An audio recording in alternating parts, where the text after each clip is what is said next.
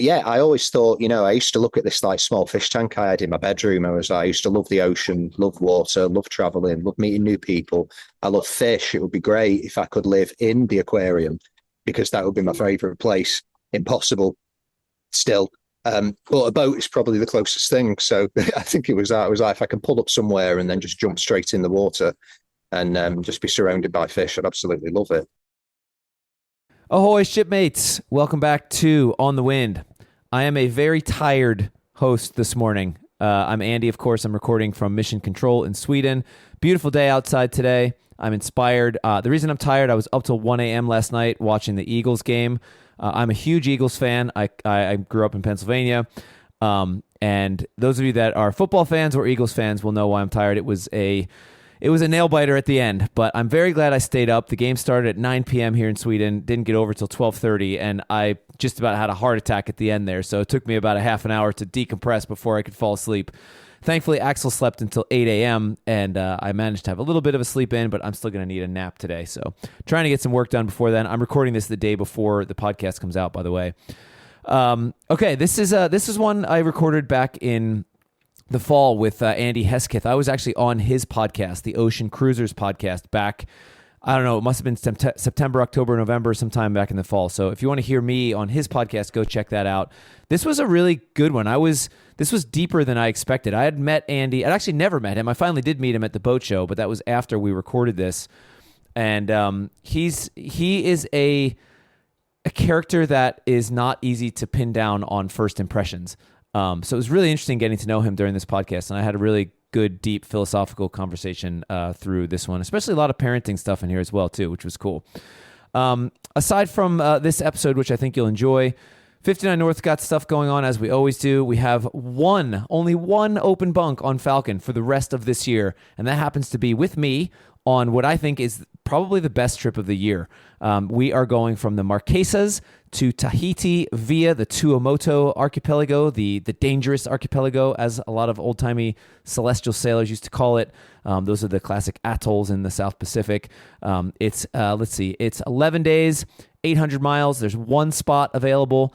I would love if you can join me and Emily on that passage. It's going to be a fantastic exploration through the South Pacific.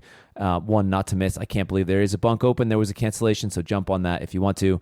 Eastbjorn's got several open bunks open for the rest of the year here and there. Mostly they are reserved for women bunks, as Mia has explained. We do have a trip open for anybody, a new trip. That's Sea Trials on Eastbjorn on June 27th to July 4th. So if you have some time in the summer, check that out. Otherwise, you can see all the open bunks for this year and next year at 59-north.com/bunks. And we'll be launching the 2027 passage calendar, I think in April, most likely. Debating whether we take Falcon back to the Atlantic or stay in the Pacific. And if we do come back to the Atlantic, do we go to Greenland again? Do we go to Europe? Do we go to Annapolis? Do we put the boat in a boat show? Lots of fun things coming. That will happen sometime in the next few months. Stay tuned to our mailing list to hear to be the first to hear about those new bunks, and of course on the quarterdeck. That's at quarterdeck.59-north.com. All right, I'm going to stop running my mouth and go take a nap. Until next week, hold fast. On the Wind is presented once again by our friends Forbes and Jamie Horton at Forbes Yachts in Annapolis. In case you missed it, we're doing something a little different for this year. Each month, we send out our Skipper's Briefing newsletter, which now includes a boat shopping section, whereby we post listings of our favorite boats that we've found on the market. Each month, we'll choose one that we love from the wider market and the coolest boat that's listed by our friends at Forbes Yachts. Boat shopping is probably our favorite hobby at 59 North and a major distraction to our workdays. In fact, I'm going to look at another boat on Sunday. So you can check out the listings we love by subscribing to our newsletter. And don't forget, Forbes can represent you as a buyer's broker for any boat that you like, not just his listings. Get in touch at ForbesYachts.com to buy or sell your dream boat. That's FORBES, ForbesYachts.com. This episode is also presented by our friend Dr. Connor Smith, aka the Boat Doctor, powering life on the water. Boat Doctor designs high-powered off-grid energy systems for boaters, RVers, and other off-grid utilizations. They offer energy system consultation for clients, complete energy system designs, and turnkey installation services. Connor is a lifer, growing up on sailboats and now holding a U.S. Coast Guard captain's license to boot. He's even been a guest on this podcast on episode number 312. If you followed the electrical system designs of Falcon and Eastbjorn, you'll know how valuable that we feel a modern energy system is for cruising. Connor can help make that a reality for you. Get in touch with Connor at Boat Doctor for all of your onboard electricity needs at boatdoctorusa.com. That's BOATDRUSA.com. You're listening to On the Wind, my podcast about offshore sailing. I'm your host, Andy Schell.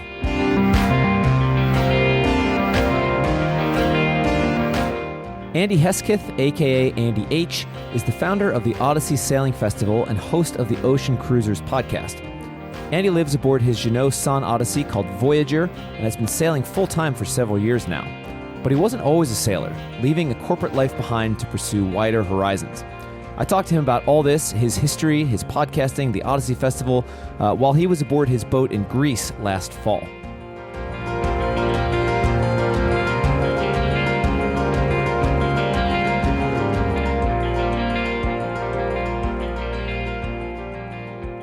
Yeah, it's beautiful. We're on an island called Hydra in the I think it's probably the most south island in the Saronic Gulf in Greece. It's beautiful. It's this huge open bay with a couple of tavernas. Everyone's like med-moored up to the cliffs, which is what you can see behind us, which makes for an interesting spectator watching all these people try and do this. All the guys on the charter boats who don't really know how to sail or handle a boat, and then all of a sudden they're trying to med-moor onto a cliff. It gets pretty interesting. Oh man, that sounds fantastic. I've never actually sailed in the Med, so that's all new to me. Well, you may never sail in the Med, mate. You can come here and you don't do that much sailing because there's hardly any wind. You've got there's a little bit, but you have to rely on an engine. You need a good engine if you're going to start sailing the Med. Were you around? Did you guys get any of that weather that happened last couple weeks? All those shipwrecks and stuff. What was that about? No, man, we just missed that. We were really lucky, but we've got a lot of friends who were in the Balearics and then also off the coast of Sicily at the time. And I had one guy on Instagram where I'm friends with. He sent me a few photos. He was literally like 20 miles out, and 4 of them popped up around him. You know, the waterspout tornadoes. So he just started sending me these photos. He's just engulfed by tornadoes. It's like, that is terrifying and crazy because we never get that weather here. It's so unheard of. Yeah, geez, that's weird. So, Andy, you clearly don't sound like you're from around there. So what's your deal? I mean, you and I have kind of circled around each other for a couple of years. I know a lot of the same people, doing a lot of the same events. I think we actually met at the boat show in Annapolis a couple of years ago. But I don't know that much about you. So what's your deal? What do you when you meet? I usually ask this question when you meet somebody that doesn't know who you are and they say, "What do you do in real life?" How do you answer that? Oh gosh, probably just say I'm Andy from Wigan, and I leave it at that. I like to keep the mystery alive. I'm a salesman, but I don't sell myself. It's one thing I've never done. I think that's the low key British side of me. But I suppose what am I from and where what have I done, that type of thing, or what's the story? Yeah, I mean, how did you wind up in Greece on a sailboat? Right, okay. I'll take you way back. So I'm from a shithole in England called Wigan. I tell people it's a glorious place. It's not so much. From Wigan, nowhere near the ocean, but I always had an interest in boats and sailing.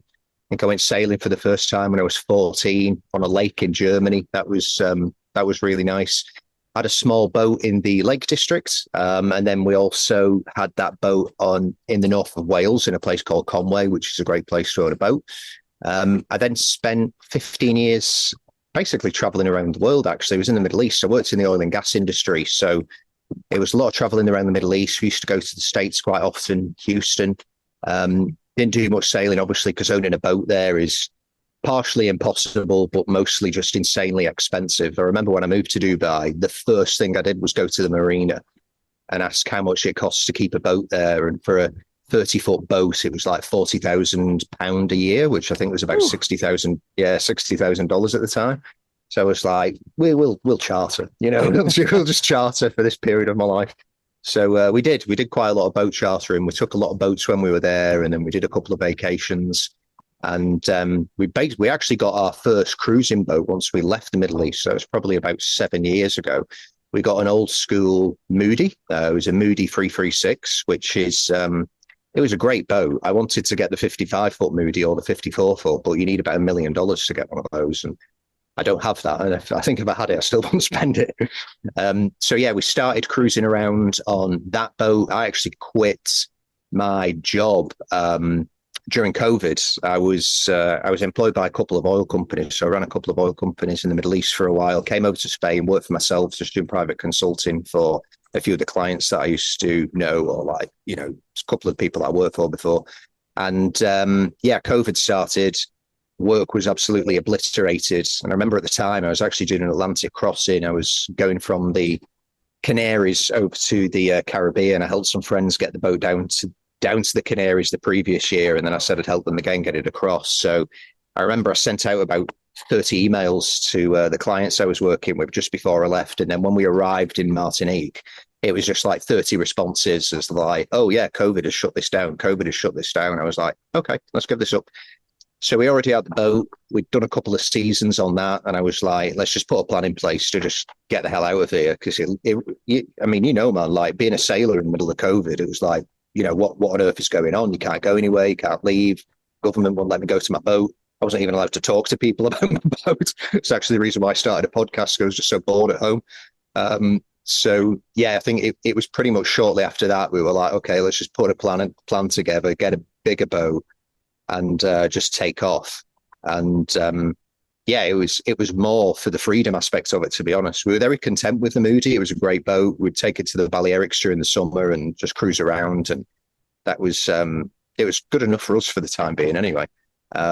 So yeah, we ended up having a change of heart because of the circumstances, and then that put us on this boat, which is a Jeanneau 54DS.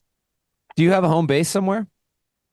Not now, actually, no. So when we left the Middle East, we bought a property in Malaga in Spain, and it was beautiful. It was like it was the kind of house that you'd buy and you just live in for the rest of your life. Like it had pool and hot tub and gardens and stuff, and olive trees, avocado. It was lovely, but I've never been the type of person to stay in one place for a long time. I get bored super quick of locations. So we sold it about a year ago. Yeah, I think it was about a year ago now.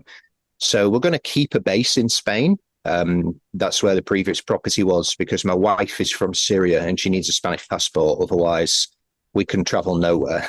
Wow, nowhere. Yeah, nowhere wants to let any Syrians in anymore. How did you guys meet? That's a long story.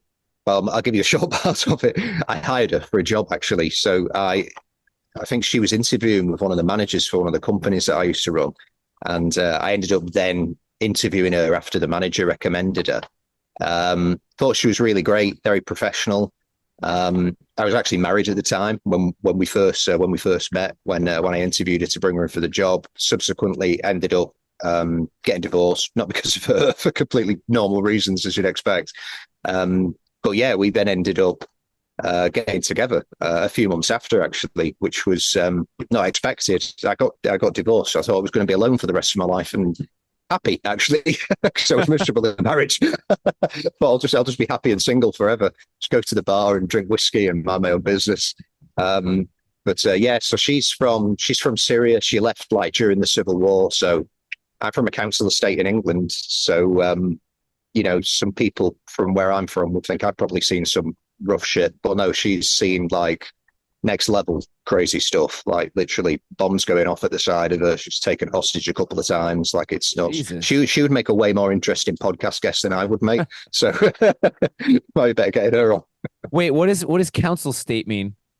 Council estate is probably closest to like what you guys say projects. Is that right? Like yeah, the projects. Okay. Yeah, like subsidized housing type of thing. Exactly. Yeah. So it's not so much like any race specific stuff. Like I know in the States you have like areas where Latinos live and African Americans live. It's not really like that. Everybody just mixes because it's the UK. Like we're all the same. But yeah, it's basically the place where a lot of single mothers ended up get put up by the government. And yeah, just a lot of people that can't get jobs. So it's interesting. We didn't actually stay there for that long. We probably stayed in that type of accommodation, I think, for about 4 or 5 years, and then we moved into an ex-council house, which was basically it was something that the government owned, and then they started selling them off. We had a prime minister called Margaret Thatcher who sold the council houses away, and we've never rebuilt any since, which I think is a bit of a problem. But yeah, so we then ended up moving into one of those, but we basically stayed in rough neighborhoods up until I was about, I think 16, 17, something like that. And then I left. So I didn't really get to experience life outside of, shit conditions in the UK so much. How old were you when you left? I was 20.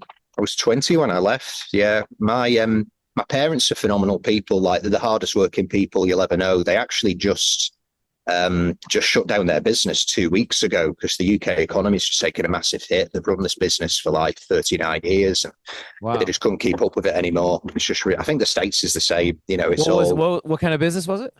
So that was steel fabrication. So they would make, it was basically, my dad was a welder when he was younger, and he moved to Germany when the UK was in a huge recession in like the 1970s going into the 1980s.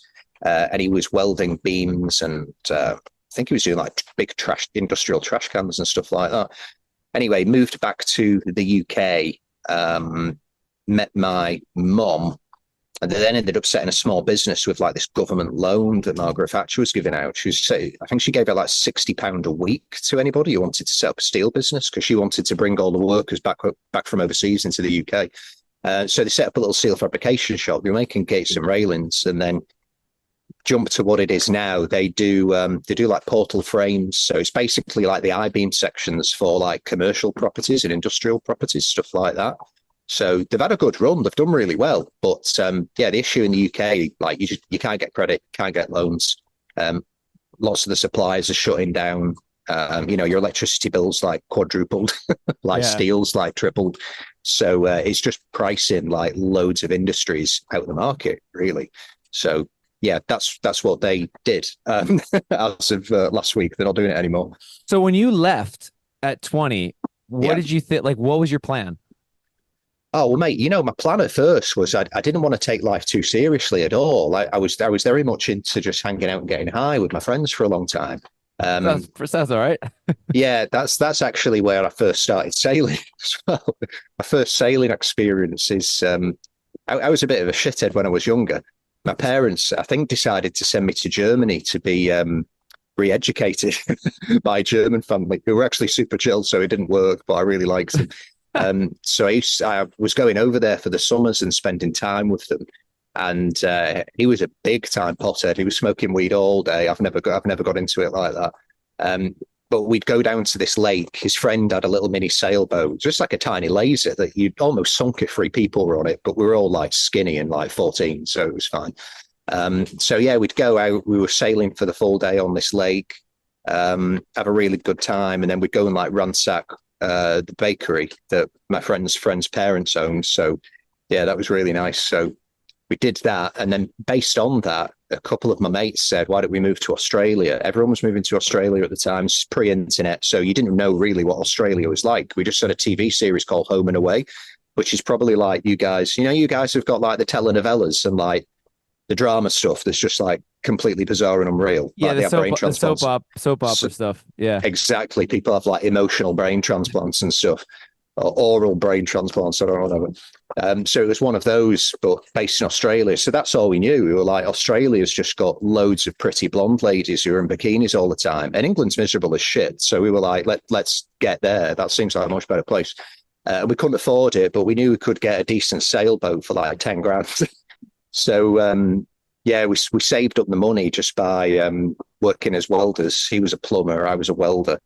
So we saved up the cash, and then just as I actually saved up the cash, a company offered me a job to go work in the Middle East on like quadruple the money that I was on in the UK. So I said, okay, I think I'm much better off doing that, because the idea was go to Australia, sail during the winter, then during the summer we'll work in the fields like strawberry picking or like cucumber picking. I can't even remember what it was, but that's what all the British people were doing at the time. They were going to Australia and like picking fruit out of the fields, earning enough money to just like do nothing during the summer, and that was it, or the And winter. I guess, was it easy to do that, as like it was Australia with the Commonwealth British thing? You could just go there and work. Yeah, it was much more relaxed than it is now, because I know now there's like a 1 year max rule. I mean, I don't know if there was back then, but immigration wasn't a big deal like back then so much. Like it's only become a huge issue now. So like I knew people who'd gone to Australia and just stayed there for years picking strawberries, and they had a great life. That's As you awesome. would, it sounds amazing. So yeah, that was the plan. I mean, thank God I didn't follow through with that, because I wouldn't be here. I'd probably still be picking fruit in Australia. But yeah, that was the plan actually from being about 17. I wanted to go to Australia. I give a shout out to my friend Dan Rose. I don't know if he listens to anything on the internet, actually. I don't think he's an online type of person, my friend Dan. But yeah, that was the plan. So yeah, long story short, we ended up getting a bit sidetracked. I think 15 years later, we then ended up kind of following through with it. So how old are you now? 38.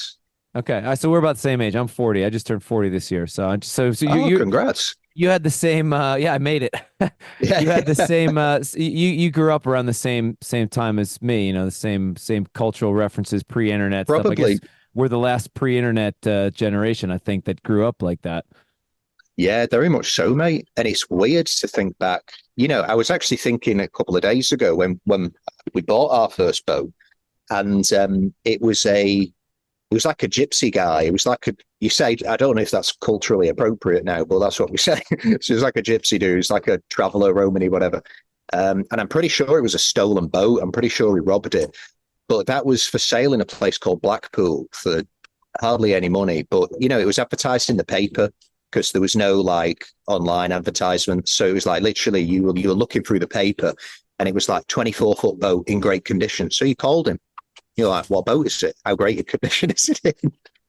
And that was the way it was done, which I don't know. You know, there's so many pros and cons to like the internet and the way like society has evolved or devolved, depending on which way you look at it. But I think if you're a sensible person, you just take the benefits out of it and you ignore the stupidity. What was what sort of hooked you to sailing in the first place? Because your background, you don't have the typical like parents sail. That was a sailing kid, cruising kid. That was me. Like I kind of got into it by default. So Yeah. what was it that like hooked you and said, all right, I want to do this cruising thing specifically as a lifestyle? Was there something specific? Yeah, two things. So I love the water. I love the ocean. So do my parents. Like we never had that much money growing up, but whatever money my parents managed to save, they always used to take us on little last minute holidays places. So the way it used to work in the UK is if you wanted a cheap holiday, we had this thing called teletext, which I guarantee you so many people have never even heard of now. Did you have it in the States where like you go on the TV and it turns into a computer screen with like super huge pixels with writing on them, and you can choose, you They can go st- through. so they still have that here in Sweden. There's still No that way. channel is on. Yeah. And I don't think we had that in the US. If we did, I missed out on it. But it still exists Yeah. here. Well, you guys got internet like way before the rest of the world, so maybe it didn't really take off because of that. But yeah, so you used to go on the television, turn the television computer on, and you used to like look at these adverts, and it was like go to Spain for £40 for a week. You know, it was that, and the hotel was disgusting. You know, it was horrendous. But those are the type of holidays that we used to take. My parents both travelled; they both worked abroad in different countries, and they always said to me as I was growing up, they were like, "You need to leave this place and go and see what the real world is like before you make any decisions on what like you want to do with the rest of your life." That was good advice. So I think the traveling side was in my genes. Always loved being on boats, like absolutely adored it. My passion when I was younger was actually keeping saltwater marine fish and like corals. Oh, wow. Cool. Yeah, so when I started working and I had enough money, I used to spend it all on fish. That's Like like literally. not easy to do. Oh, mate, it was insanely hard. Like I remember when I was in the UK, I had a pretty small, just like saltwater tank, but you've got all the equipment underneath and it's nuts. But when I moved to Dubai and I started a proper job and started earning good money, I had like a very big aquarium in the house.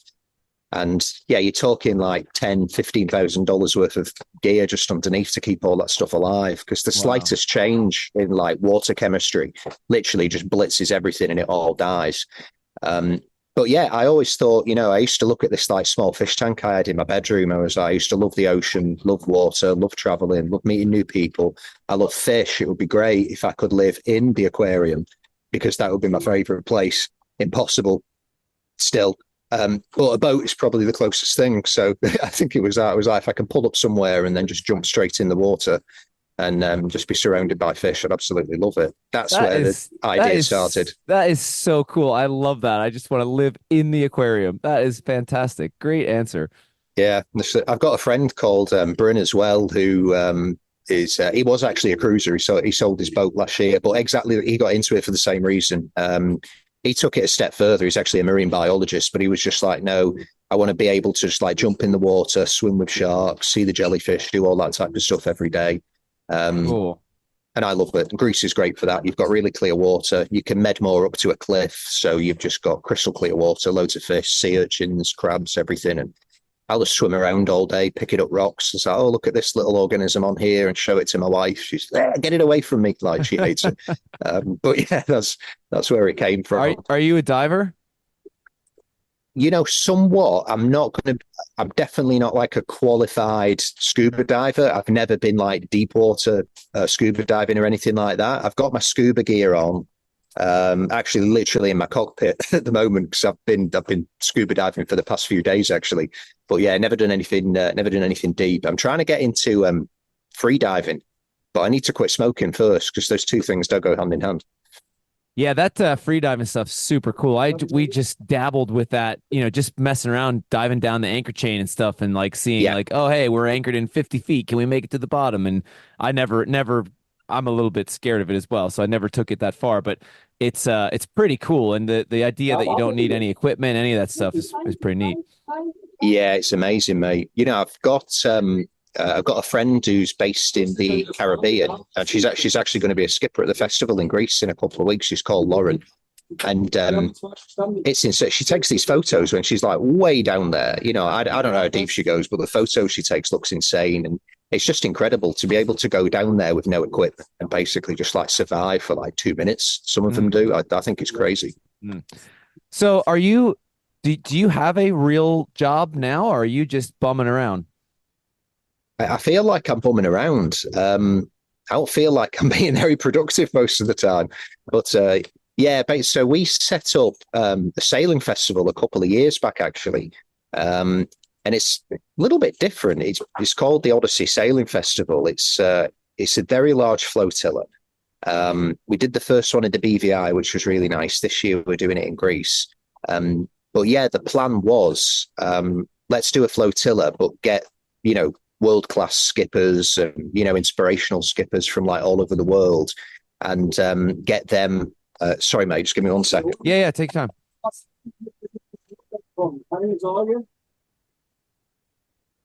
Got 2 boats trying to leave at the same time at the side of us, which is not genius. They should have waited. Entertainment, hey?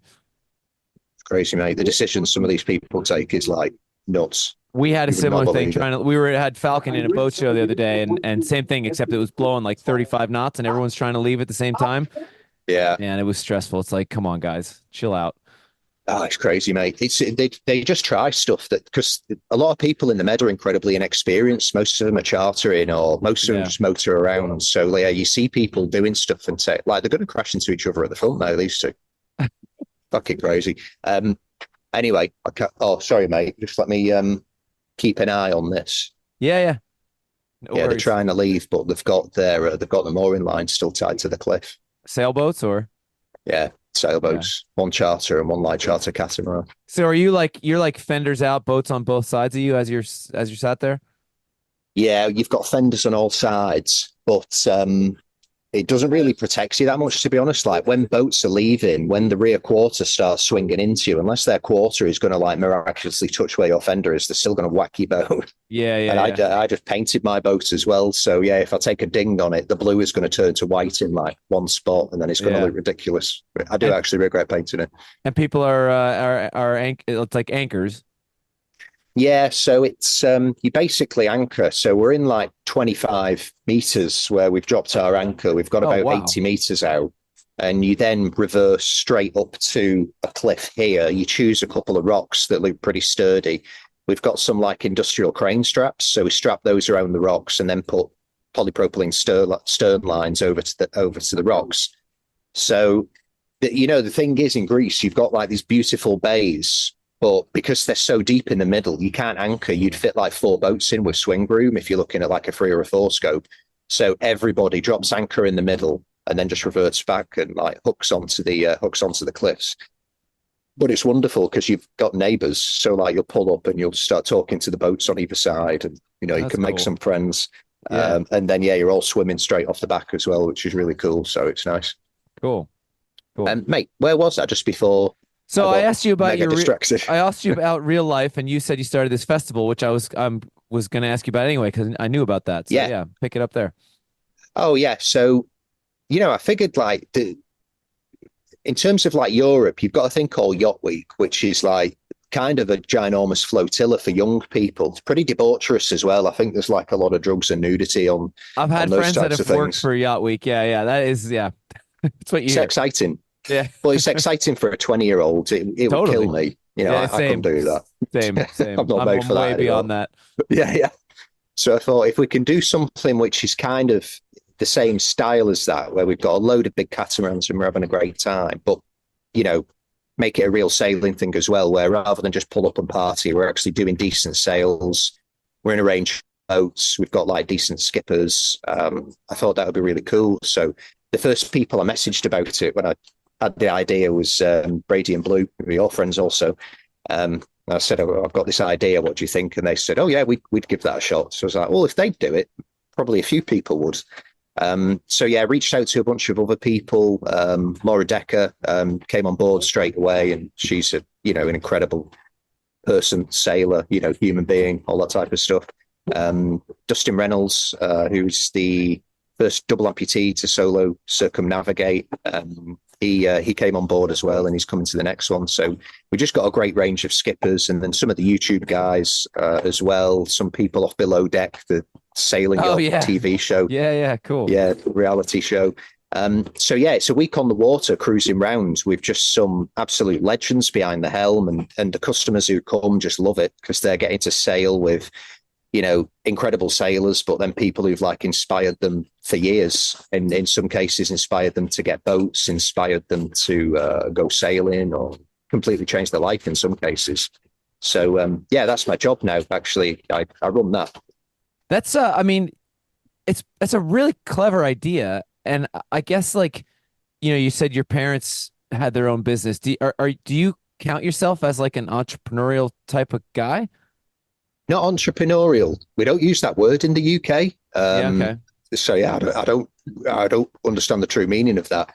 But from I suppose you'd say like a wheeler dealer or a jack of all trades. It's like the scummy British way to say it.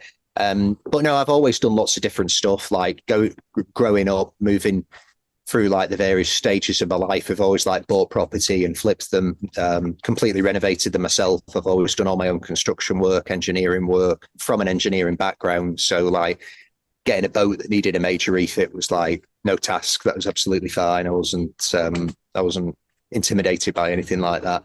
But yeah, I've always done a number of different things at once. I've never just had a job work for somebody then settle. I've always had like a number of things going on the side.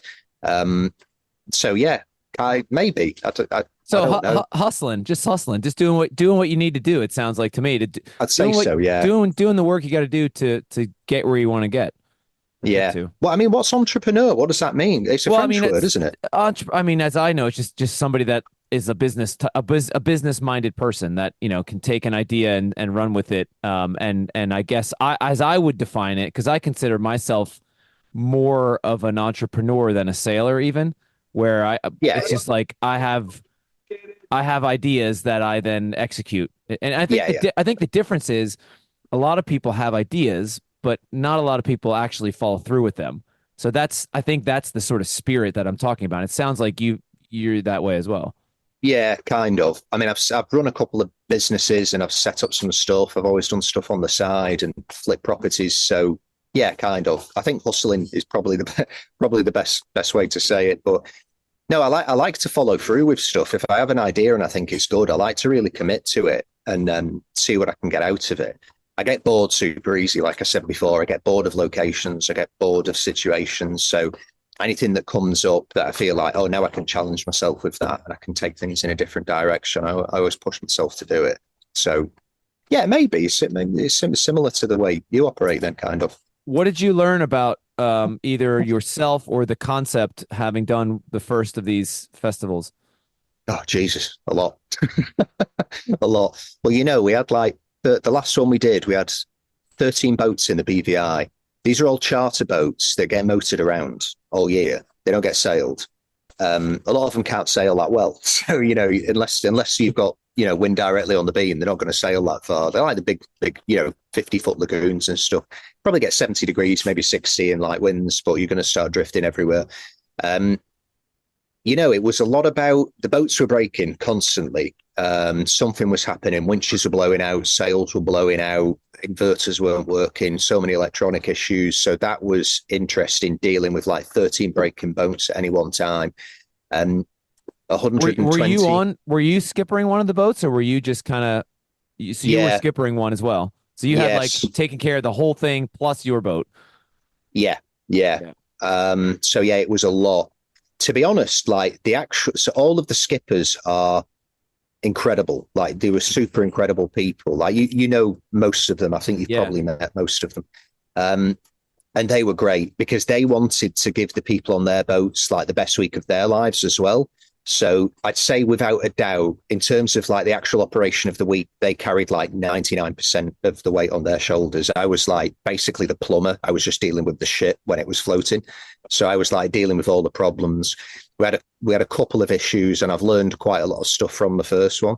But the first one was an experiment. It was like I had an idea, I messaged my friends, and I was like, well, let's give it a shot and see if it works. And it turns out everyone really liked it. So yeah, and you'll know this because you run your own businesses and you do all your own stuff.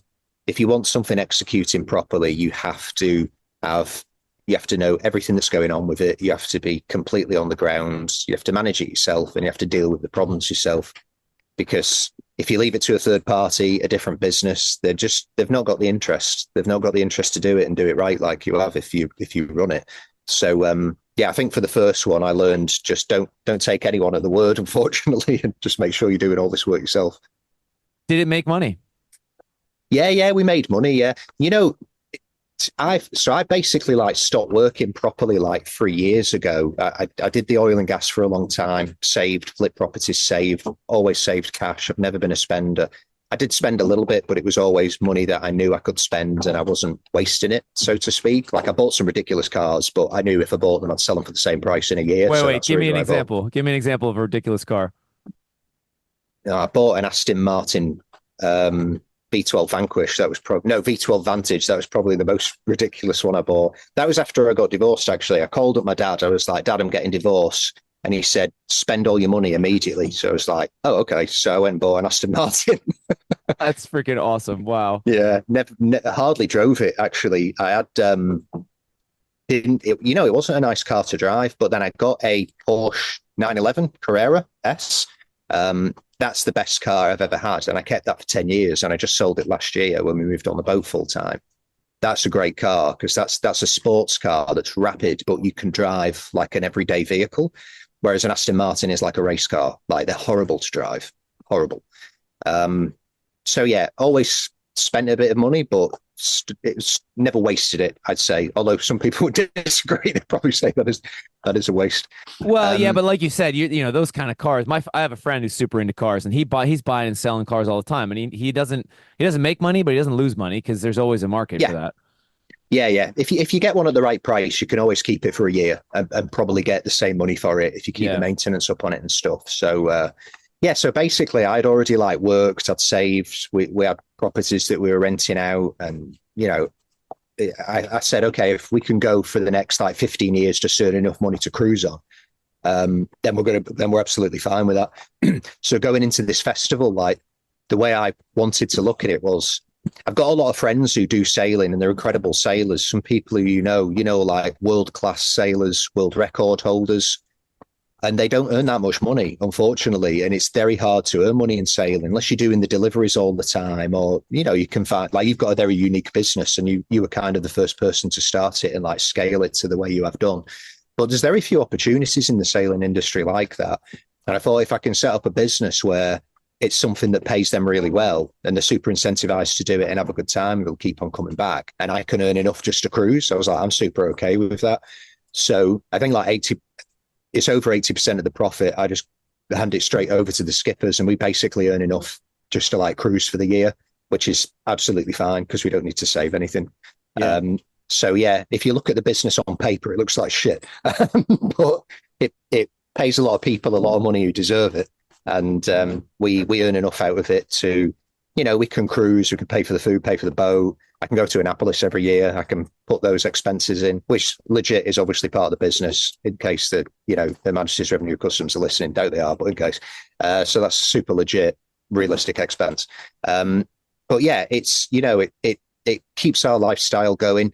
I get to do something really fun, which is give people the best vacation of their lives, like a week once a year, which is amazing. Like, some of these people were legitimately like, this is the best week of my life. At the end of it, this has completely changed my life. Holy shit. Okay. Yeah. That's incredible. Yeah.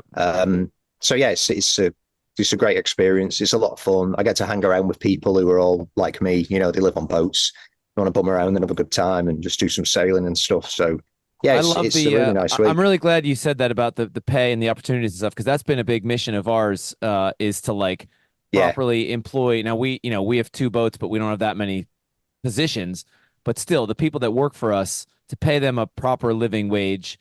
And a lot of our people, myself included, have small kids now.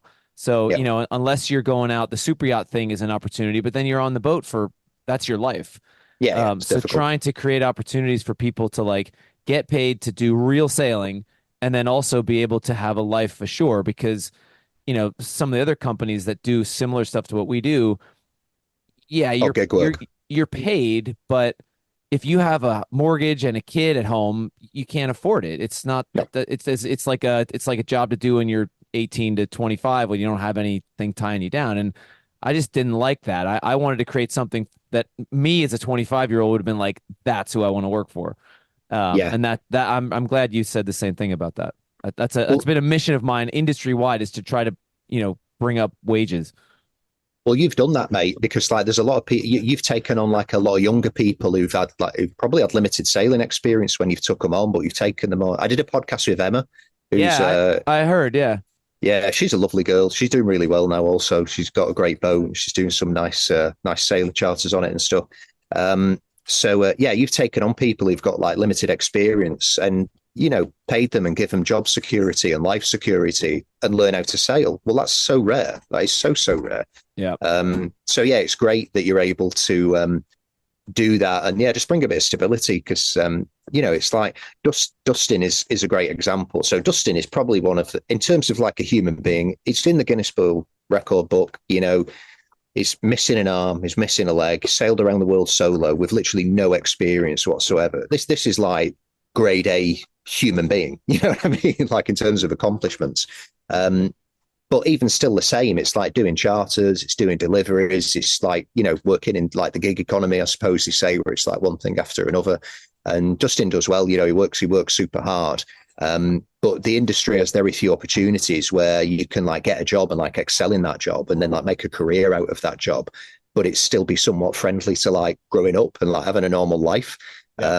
Whereas like, you based where you are in Europe as well, you've managed to do that, and you've offered a lot to a lot of people. It's very nice. Yeah, it's been fun, and like to have a team around us as well. It's not just us doing everything anymore. So how did what was the inspiration to start the podcast? Because you've got a podcast as well.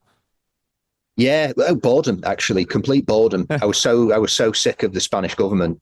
You know, like we bought the boat, we took it cruising for a couple of years, but I never spent any money on it. I never upgraded it because I was always like, we're going to sell it soon and get a bigger one that we can go, you know, extend the cruising season with. And when COVID happened, like the government were just like, you know, you're not allowed to leave your house and you're not allowed to go to your boat. You're not allowed to do maintenance on your boat. You know, you had to get permission off the government to like go and change the seacock. It was ridiculous. And I'm a talker. I love chatting with people. I love making friends. So when they said you can't leave home and you can't go to your boat, it was like the worst thing for me. I was like, this is absolutely terrible. So I was like, I need to talk to people. I need some social engagement. There's a lot of people kill themselves over COVID. I had friends that committed suicide because they got so lonely. And they were probably troubled anyway, but it was a dangerous time to tell people they're not allowed to leave their homes and they're not allowed to go see their friends. It's catastrophic to a lot of people. So I was like, okay, I need to do something here. Always liked the idea of podcasts because I was always a podcast person, never a TV person. I would always listen to like science, history. I like a lot of geology podcasts. I like a lot of astrology, astronomy, not astrology. Astrology. No, we need to dive into that here a little bit, Andy. Or what? I'm a Sagittarius. I don't know what that means. Got long hair. Astronomy and a little bit sailing as well. I listened to quite a few of the ones you did as well. Some of them were really good. And I was always into it. So I always thought, I'd love to do that because I love talking to new people and having discussions about like whatever pops up. I really enjoy that. And I thought, okay, going into COVID, I was like, I'm going to do it. And I'm either going to do it on politics, in which case either half the world will hate me or all the world will hate me, depending on what my opinion is. And I don't give a shit if half the world hate me anyway. But I was like, okay, probably get a lot of hate for doing that. Even if I say something nice, people hate you these days for it. Or I'll do it on sailing because I knew not a lot about sailing, but I knew enough about sailing. I'd owned boats, I've been places, I've done passages. So it was like, I can definitely hold a conversation with any type of sailor. And I don't know if it was a good idea or a bad idea. I might be super rich now if I started a podcast about politics because they all are. There you go. It's the most profitable one you could do, actually. That or like crypto and Bitcoin podcasters that talk about that stuff make a lot of money as well. But I started it through that. So I did a couple of podcasts with like a few random sailors who I knew, and they were just shit because your average sailor who's got an incredible story, like when they're having a whiskey or a rum or a beer in the cockpit, you put a microphone in front of them and they just go, and like they literally have no idea what to say. It was like, okay, that's not good. And I've been talking to a couple of the YouTube sailors who I'd watched some of the videos on. There was one guy called Herbie who's married to a lady called Maddie, and he's got a YouTube channel called The Rigging Doctor. But he's a very cool sailor. You probably met him at Annapolis, I'd imagine. But he uses no navigation equipment, no electronics. Boat is super basic, Dyneema rigging, old school. Crosses the Atlantic without any of the electronics and all that type of stuff. So he was super interesting. I watched him for ages. So I sent him a message. I was like, would you be interested? Because I knew he could talk. He could talk really well. And then I recorded one and I was like, oh, that actually works great because he's like a semi-professional talker for a living. Yeah. So I was like, that's probably the best way to do it rather than finding some old salty who doesn't know how to talk into a microphone down the marina. I put a couple online, and I think the first one I put on, I think like 2,000 people downloaded it or something in a week or 2 weeks. So I was like, that's good. I thought that was amazing. I was like, that's absolutely incredible. 2,000 people listened. I just kept on putting them on, and it went from there, and spoke to some, absolute legends, some of the same people who you spoke to, like Limpardi, John Kretschmer, Laura Decker, some of these wicked sailors who've just done so much with their lives. And it's great. I love it. I enjoy doing it. That's called the Ocean Cruisers podcast. So it's a bit not similar to yours. You talk about the sailing and everything to do with boats and stuff. The one that I do is more aimed at cruising. So it's like more of the traveling side of it. What that does, I suppose, to like your feelings and your emotions and what you get out of it and what type of experiences you have going to new places. I do some podcasts and like we literally don't talk about sailing at all. We just talk about whatever shit's going on. That brings up a good question, actually, for you personally. Is the sailing, how much? What's the balance between sort of the art of sailing the boat versus a means to travel? I love sailing, and it's the same reason for. I suppose if I enjoy anything, I really like to get into it, and I like to do it really well. I suppose I've got like ADHD on some level, although everyone's diagnosed with that these days. I don't think it means anything anymore.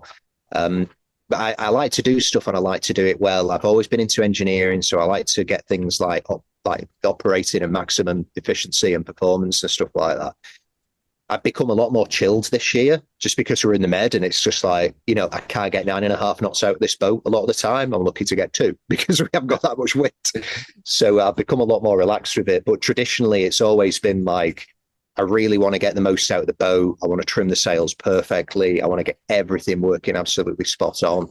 And I really enjoy doing that. The same way, you would if you bought a really great car and you were driving it down the highway. You want to make sure that you're driving it perfectly and, in the right conditions and stuff. So I've got, I'd say probably like 40% is the actual sailing. The rest of it is traveling. A lot of it also is because my wife, where she's from, she never had the opportunity to travel because she's so restricted because of her nationality and the limitations of your finances when you're from the Middle East and you're from a working class family. You've got no money in comparison to what we've got. We were looking at houses actually in Syria the other day, and you can get like a great property for like 30 grand. It's just a different world. So taking her around the world and giving her the opportunity to see how the rest of the world works was like something she wanted to do and something I really wanted for her. Her mind has opened up so much already. Like, the Middle East works very differently. They teach a different version of history. They teach very, the stories about what happened in Europe and across like the Levant are totally different from like what we're taught in school. Wrong, basically, is the way to put it. It's been really nice, like taking her around and showing her how different cultures live and different people in Europe and the Caribbean and some other places. So I'd say probably 60% of it is for travel, purely because I'm a family man like you are. We've got a kid. So, he's number one. Just trying to make sure that he has a great life and he has a good head start and, just getting more than you get out of an education system, which is, great. I think the education system is good if you're on a piece of paper that says you can learn. But, taking a kid to Greece and showing them ancient temples, taking a kid to Rome and showing them amphitheaters, taking a kid to the Caribbean, teaching them about British naval history or slavery history and what the world was like 400 years ago. It's like, that's stuff that it molds the character as well as teaching them stuff. And I think if you can do that and raise your kid like that, you're going to produce a good quality human. And you guys live on the boat now, all of you? Yeah, full time. Yeah, us and 3 cats. It was, which is less than planned actually. We always help animals everywhere we go. When we lived in the Middle East, because they treat animals quite badly over there. They do treat them badly. Better now than when we were there, but they're not that nice to animals still.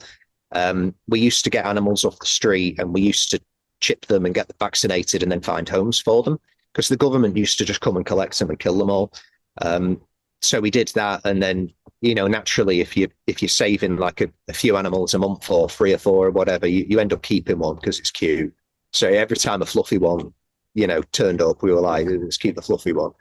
So we ended with 6. We took them. They've been a lot of places. Yeah, we travelled all around the world with them. Really, they've got British passports and they spent time in the EU, the Middle East. So we've got 3 cats on board. It's a good balance. I would love to be able to smash out the Med, head across the Atlantic.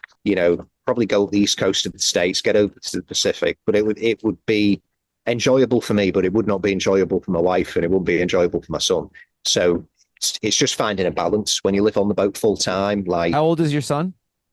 He's 5 and a little bit. He's 5 and a few months. We're raising him a bit differently. So he's autistic. Found out he was autistic at about 1.5 years. Yeah, it just provides a different set of challenges. You have to keep your eye on a kid like 24/7 anyway, especially if it's a little boy, because most of them are little shits. But when they have got a super inquisitive mind, like a lot of kids have with autism, they're generally super smart, and it's just about finding out what the key is. How do you open that up? But he's super inquisitive. One thing with our kid as well, this is another thing that pissed me off about COVID, is he was getting a lot of ear infections when he was younger, and we couldn't get him doctor's appointments. It was just impossible. The hospitals weren't open, they weren't taking patients. So we didn't realize up until he was 3.5, almost 4, that he'd basically been deaf since being like 1 year old. So it was a compound series of things that made his life probably quite tough. He was autistic. During COVID, we couldn't take him to a nursery because the nurseries weren't open.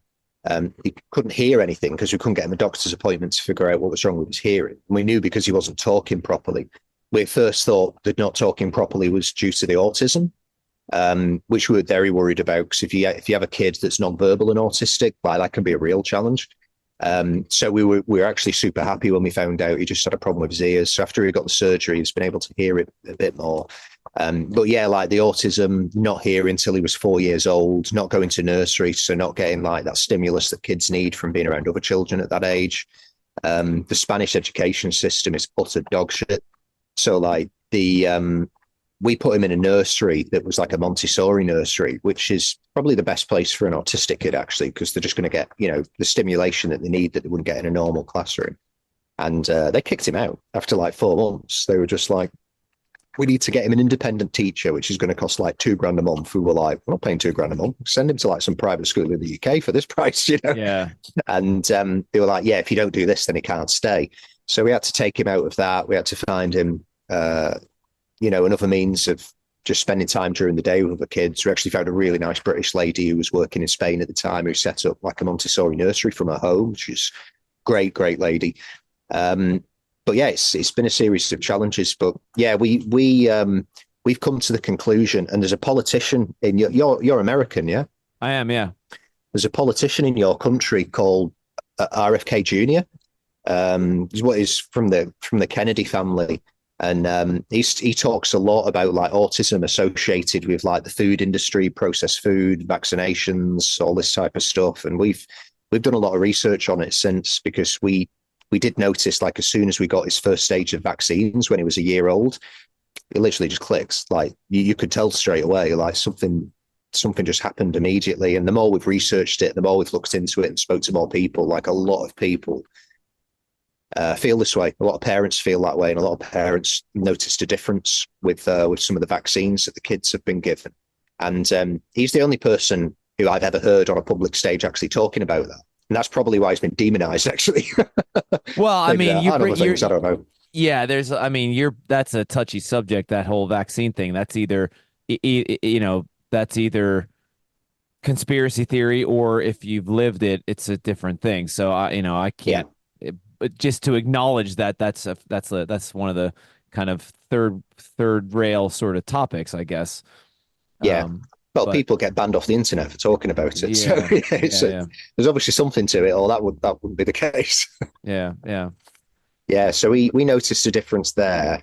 But yeah, it's a challenge. It's a challenge on a boat because he has a very limited understanding of what safety is. So he's gets way too close to the guardrails and he hangs off the side sometimes. So you have to be like super careful with him.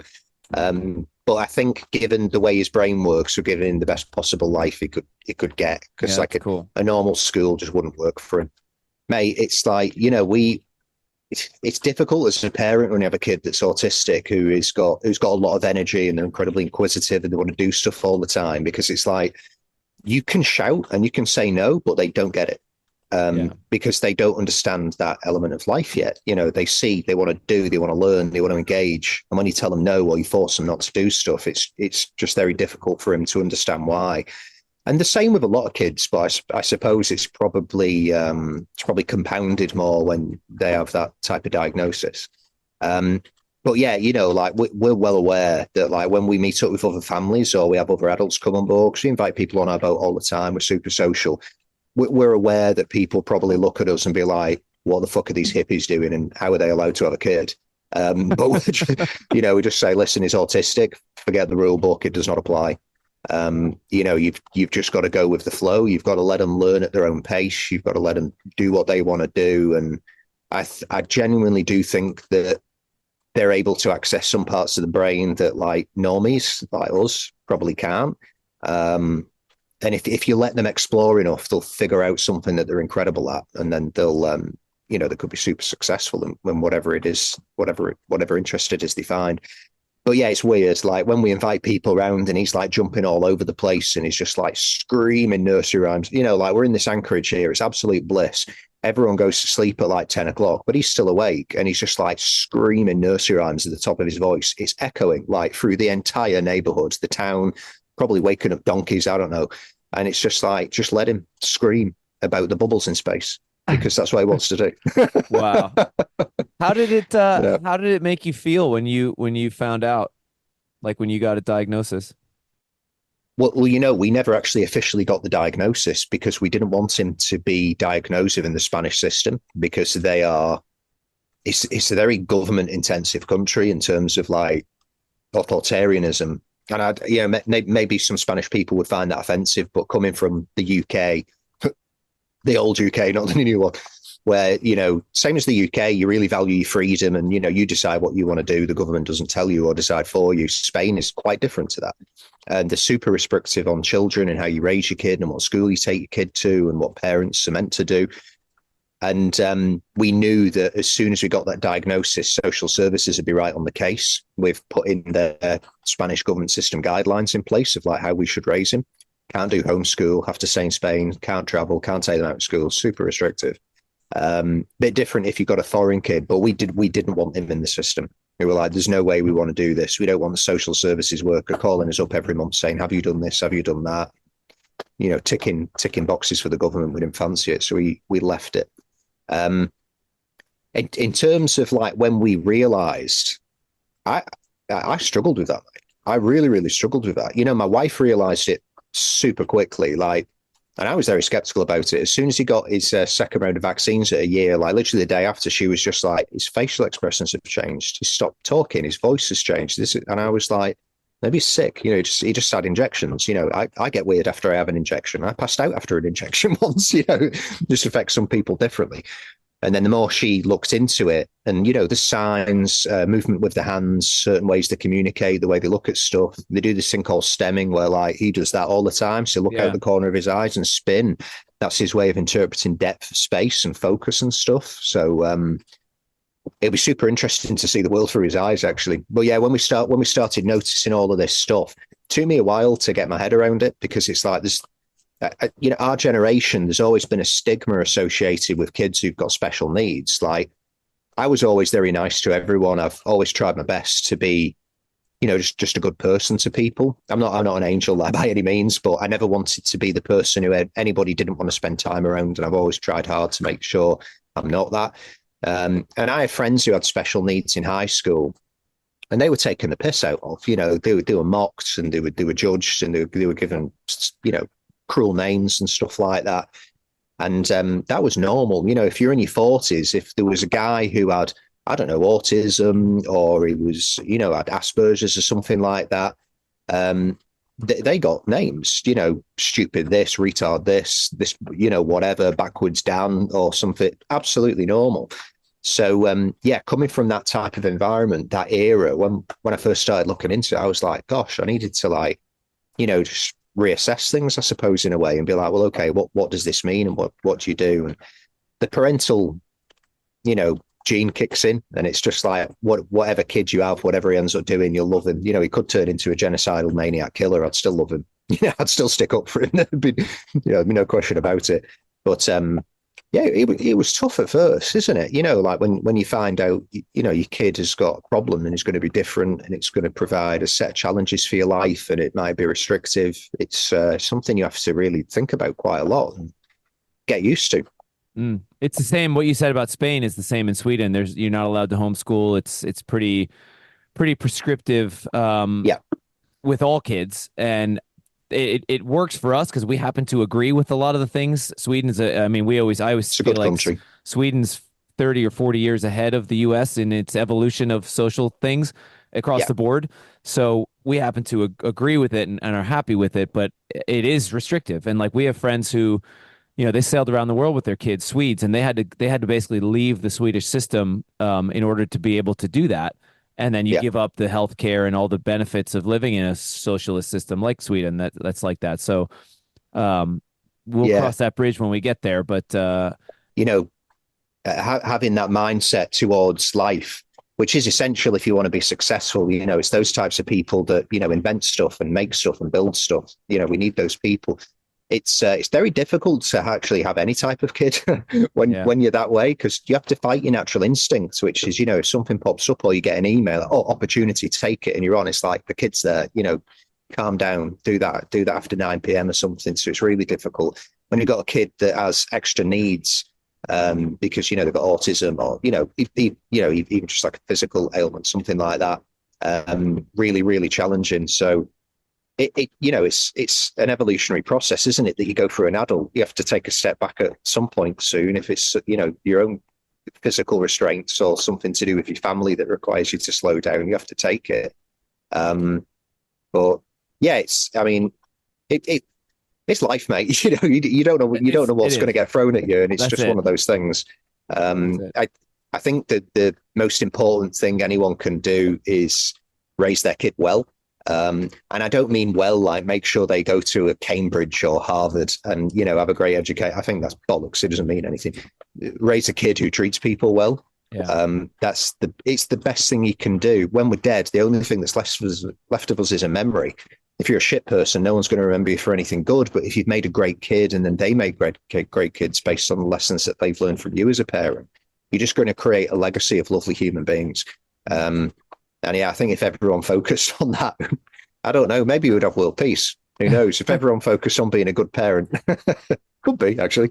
It's really, I got to just say, it's really interesting talking to you because, like I said, I didn't really know much about you, and you know, we're doing this for those listening on the podcast. We're doing this on Zoom.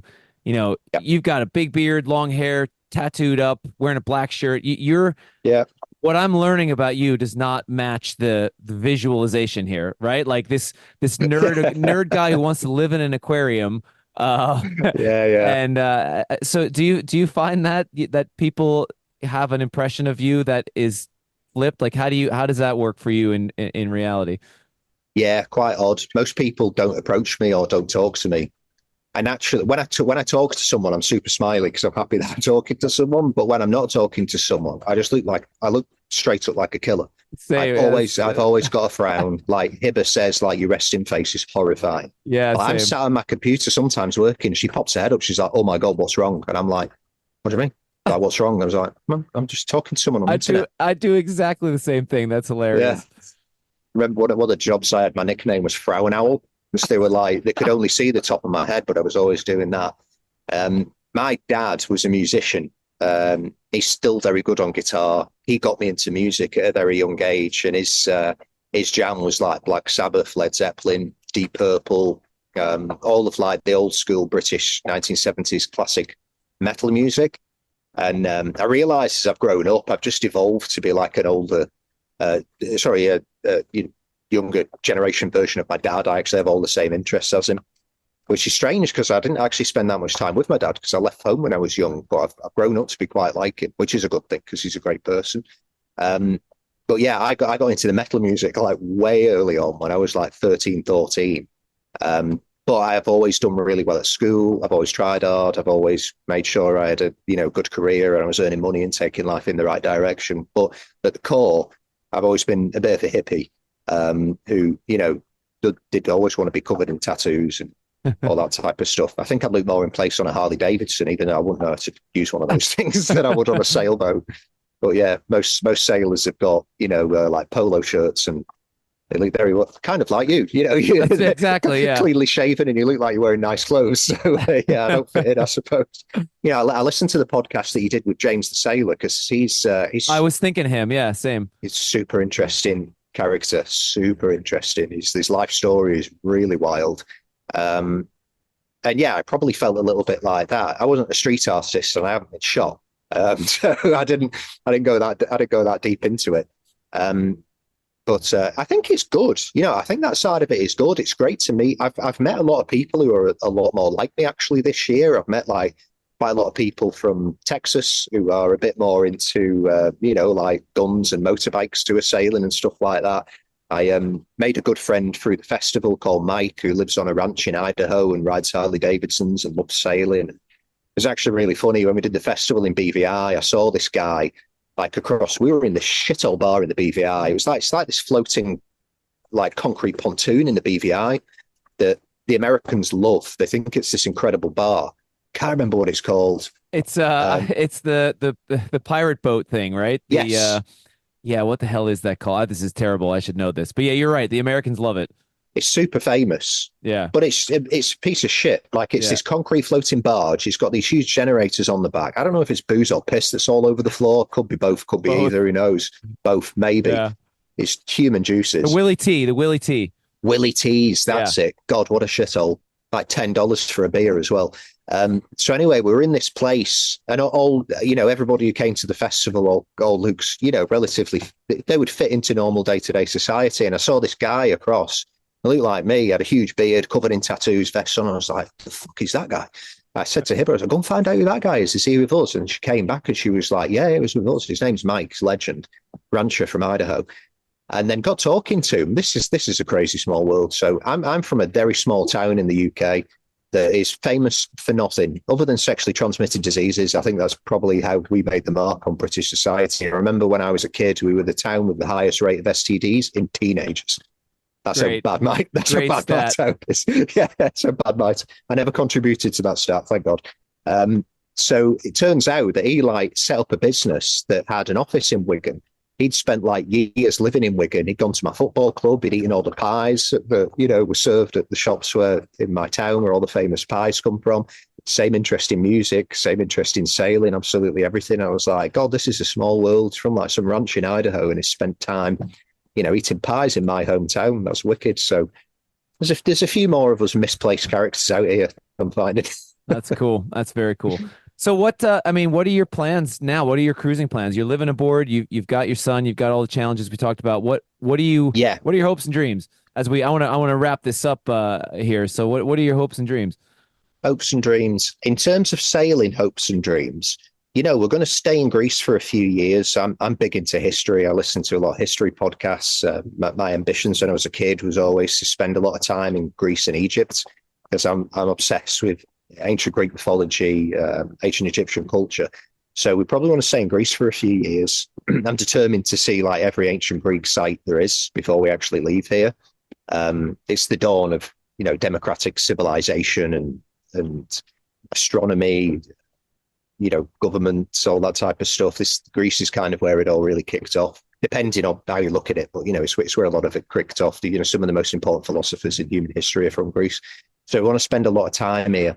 We'll then head out. I think we're definitely going to cross the Atlantic, not spend that much time in the Caribbean, because I actually don't like the Caribbean that much. I think it's a very pretty place, but it's quite boring, it's expensive, and I don't think it's a great place to cruise. We'll probably do a bit of the Bahamas, really want to go up the east coast of the States. I love New York. I think it's a great city.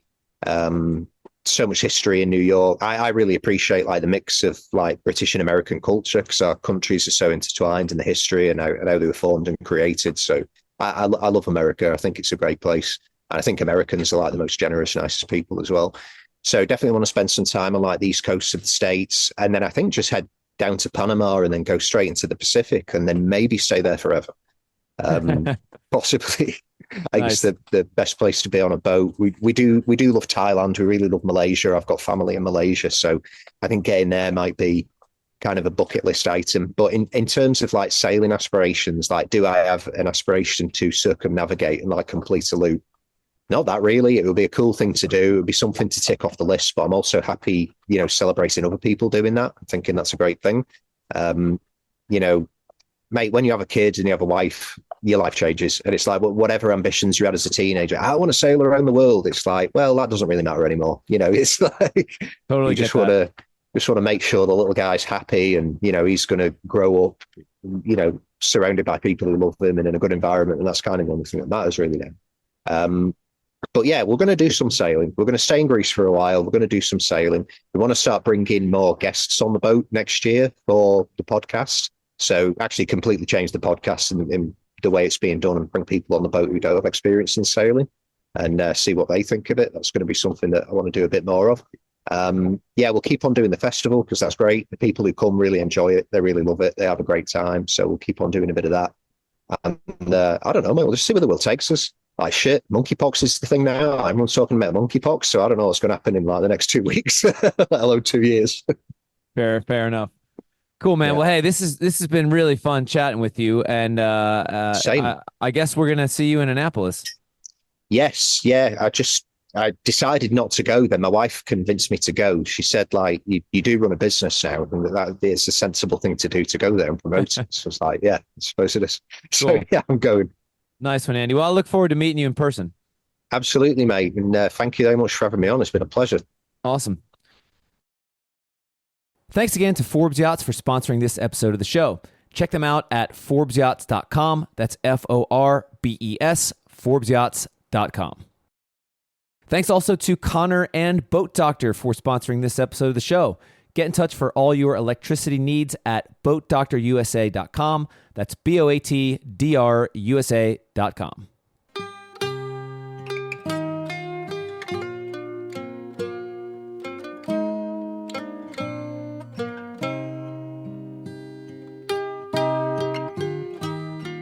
On the Wind is the podcast about sailing, created by 59 Degrees North and hosted by me, Andy Schell, and also by August Sandberg, Emma Garshagen, and occasionally Ben Doer. The show is mixed and produced in Frederick, Maryland by Lee Cumberland. Ads are read by us, the hosts, and occasionally by 59 North's bosun Adam Brown and podcast producer Lee Cumberland. Episode artwork and website show notes are done by Laura Parent in San Francisco.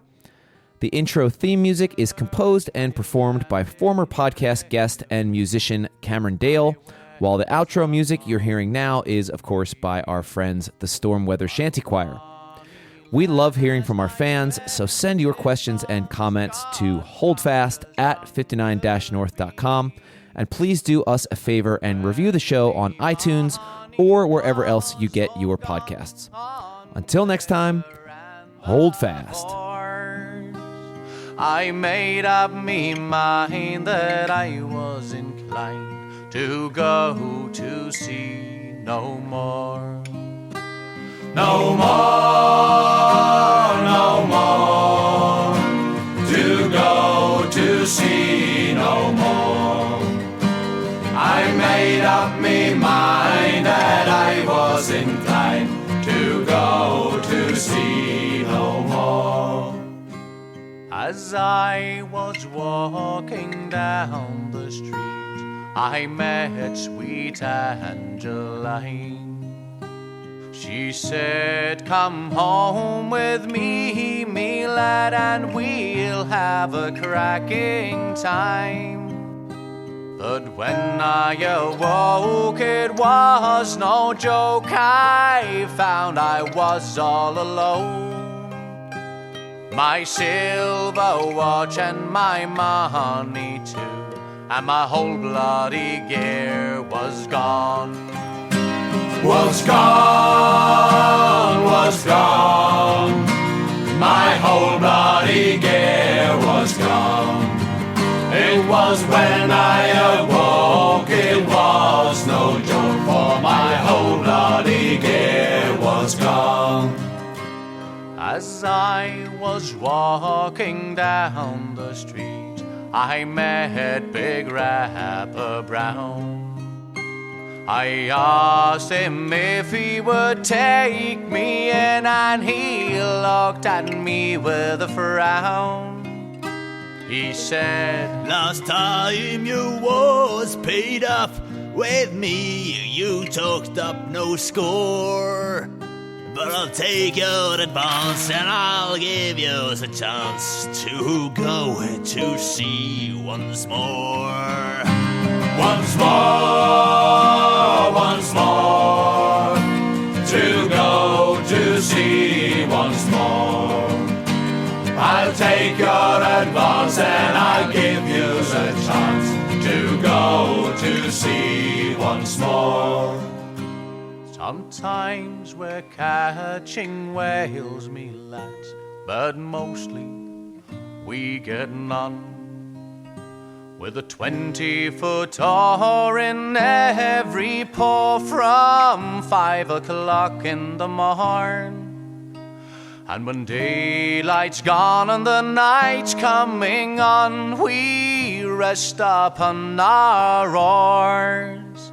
And oh boys, you wish that you was dead, or snug with the girls ashore. Ashore, ashore, or snug with the girls ashore. Oh boys, you wish that you was dead, or snug with the girls ashore. Come all you seafaring lads that listen to me song. When you go a big boating, boys, make sure you do not go wrong. You take my tip when you come off a trip, don't go with any horse, but get married instead and have all night in bed and go to sea no more. No more, no more, to go to sea no more. Get married instead and have all night in bed and go to sea no more. No more, no more, to go to sea no more. Get married instead and have all night in bed and go to sea no more.